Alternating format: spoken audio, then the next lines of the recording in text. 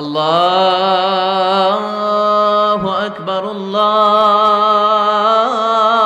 আকবার, আল্লাহু আকবার, আল্লাহু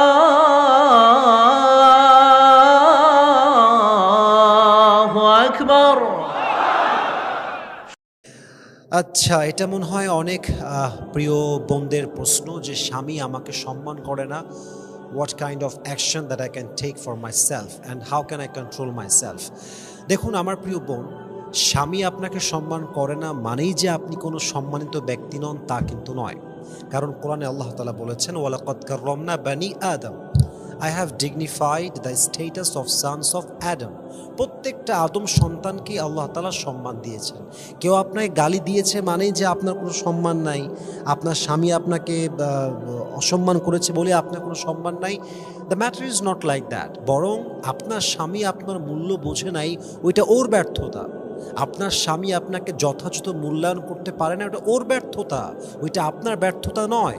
তাহলে স্বামী যদি আপনাকে অসম্মান করে, ভেঙে যাওয়ার কোনো দরকার নাই। মাথায় রাখবেন, প্রত্যেকটা মানুষকে তার আসল সম্মান দিয়েছে একজন, তিনি কে?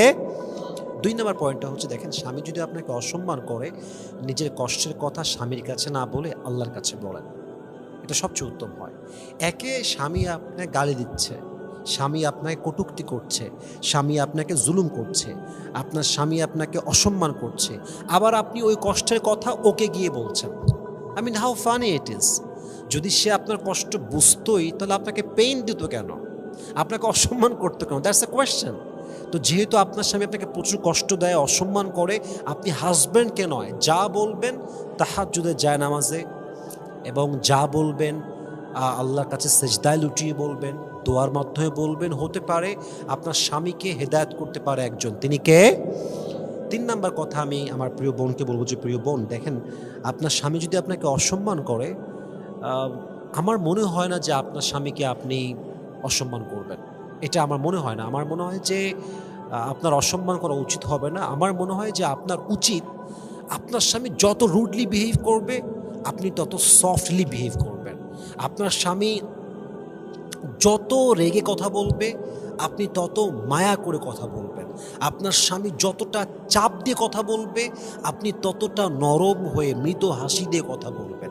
কোরআনে আল্লাহ তাআলা বলেছেন, ওয়াকুলু লিন্নাসি হুসনা, কথা যখন বলবা সুন্দরভাবে বলো, ভালো শব্দ চয়নে বলো, মায়া দিয়ে বলো, ভালোবাসা দিয়ে বলো।